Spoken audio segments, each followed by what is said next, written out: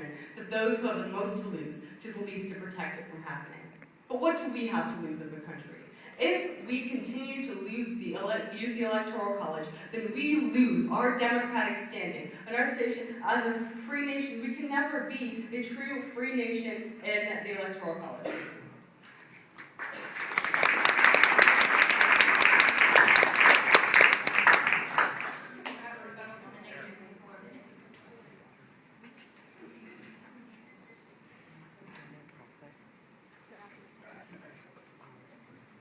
Starting my time now. So in this speech, I'll just be going over the affirmations case and arguing and refuting some of the points she's brought up.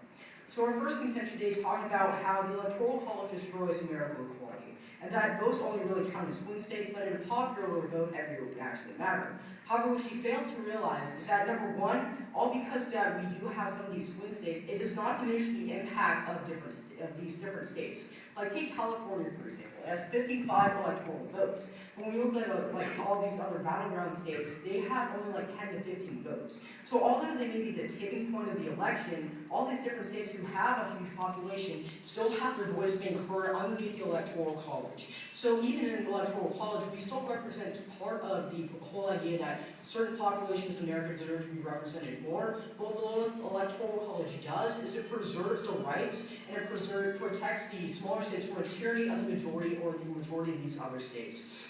And so when she's trying to argue that basically destroys numerical equality doesn't even really have that much of an impact in today's round because numerical equality doesn't really affect the Electoral College that much. So although a state like Wyoming may have, technically, it may have, like speaking in terms of numbers, it may have, the citizens of Wyoming may have more influence in elections compared to California. In the big picture of everything, when you really narrow it down to the electoral votes themselves, it really does not make that much of an impact.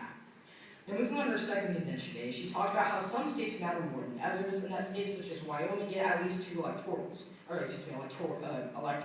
However, number one, the reason why these states have 2 electors is to preserve federalism and prevent the tyranny of the majority. In her last speech, she never responded to the argument about the tyranny of the majority. So what we can extend off this argument is that by ensuring that certain states, such as Wyoming, ensuring that they have at least 2 electors, we're making sure that their voice is actually heard, that the people of Wyoming are not oppressed by the people of California. And moving on to her third contention today, she talked about smaller swing states and how they matter more compared to other states, such as California. However, number one, underneath the direct democracy of what she's trying to argue for today, candidates would focus more on heavily populated regions such as California or urban environments versus a rural type of area. If you look at the battleground states, it's quite a diverse handful of different states. But underneath the direct popular election, you're only going to be focusing on urban areas such as California or New York that have a lot more population compared to states such as Wyoming.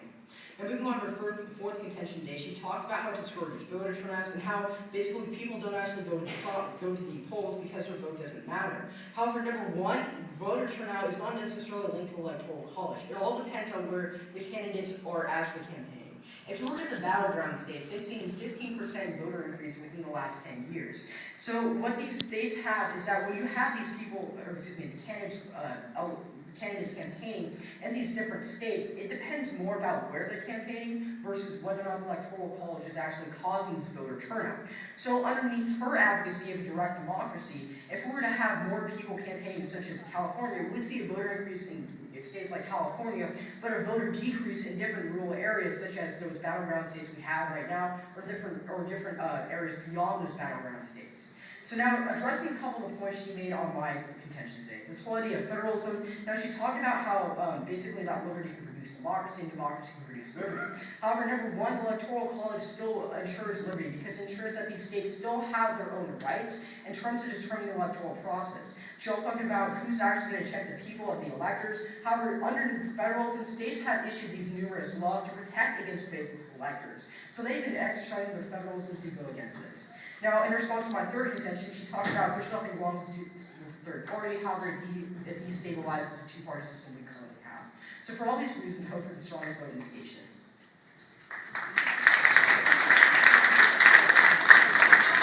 We now have a 3-minute crossfire period. I will allow the affirmative to ask the first question if she has one.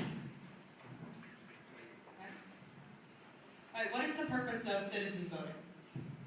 The purpose of citizen voting is to make sure their voice gets heard about who should actually be president of the United States.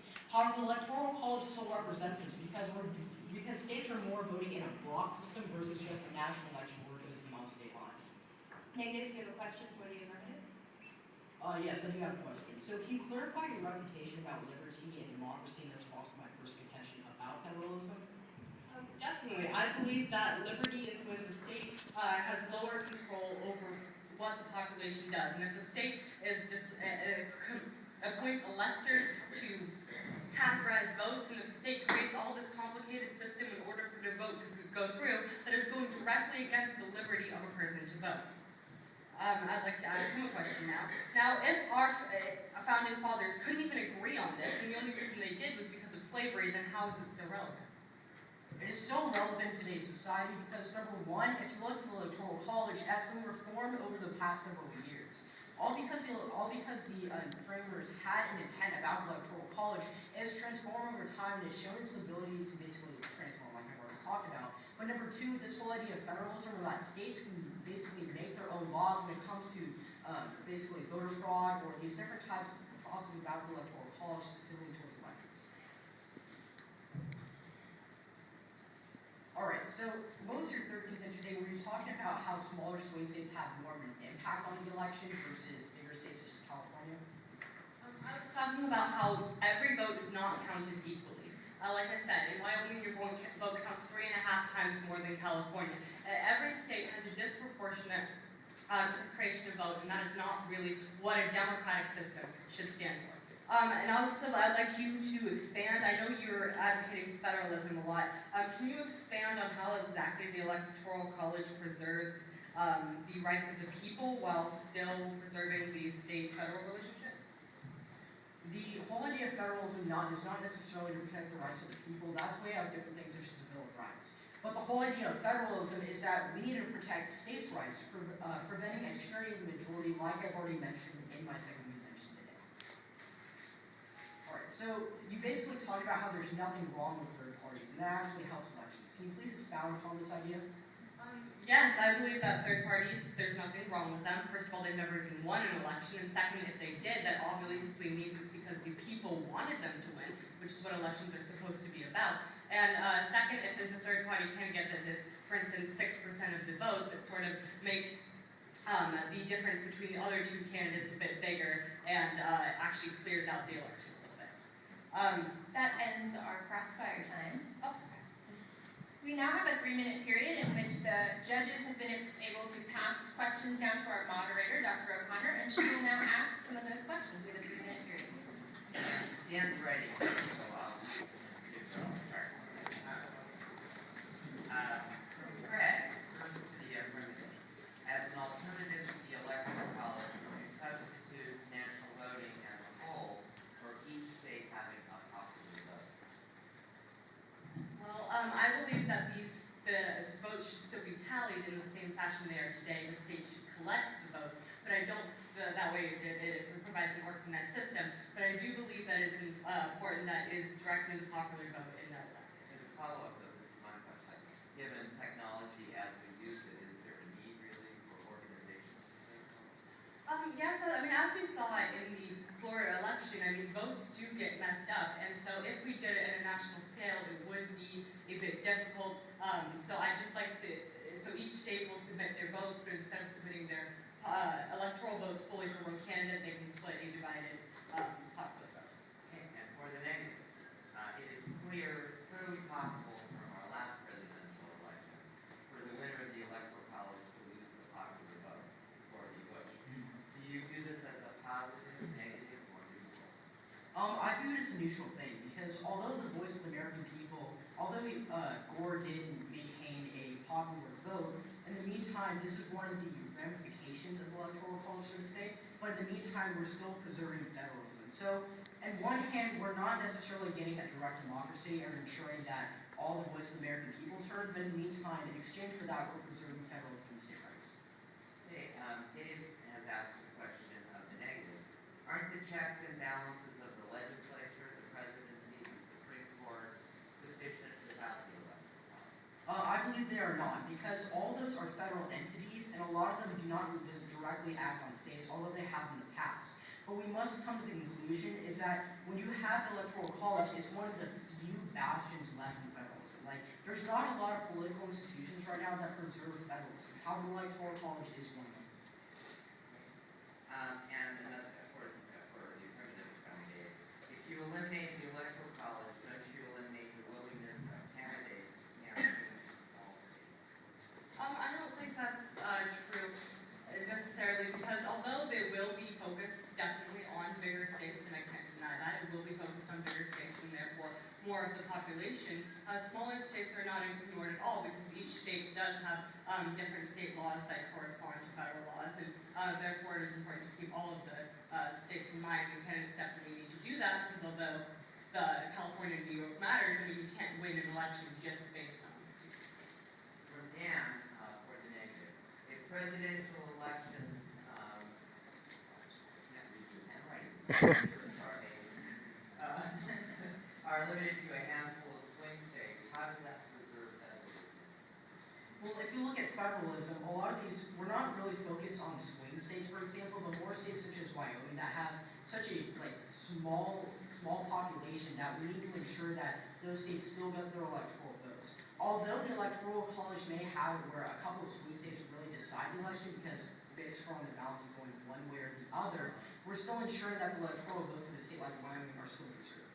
Okay, and for the affirmative from Dan, were we to eliminate the electoral college, should winning candidates be required to have an absolute majority of popular votes to make him or her a legitimate winner?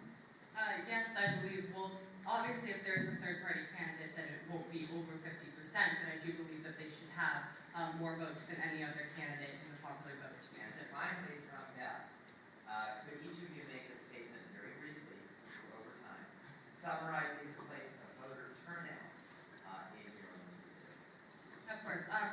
The Electoral College discourages voter turnout because in a blue state, they know that it's already going to go to Obama, and therefore they might as well not show up. Even if they're Democrat, their vote won't matter. If they're Republican, their vote won't matter. So why show up in the first place? So my position is that underneath either a direct democracy or underneath an electoral college, we really don't see an increase in voter turnout from both entities. They're about neutral, because what I've already argued about is that a lot of voter turnout depends on where the politician is actually campaigning.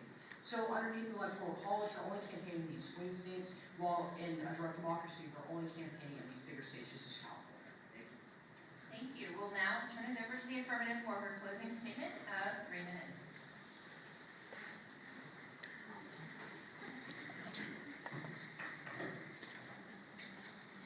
All right, ready?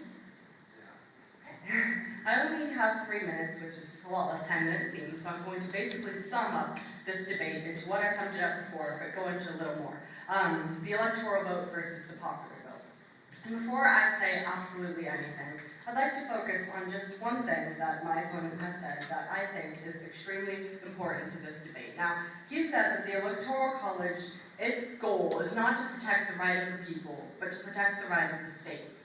And I think it's really important to point out here that the government is supposed to be of, by, and for the people. So don't you think we should be promoting the people before we promote the states? Also, so I'd just like to go into his arguments on why the Electoral College is good and why these aren't true. Also, I'd like to point out that most of his arguments are about why the Electoral College preserves federalism, but not why it is important to preserve federalism.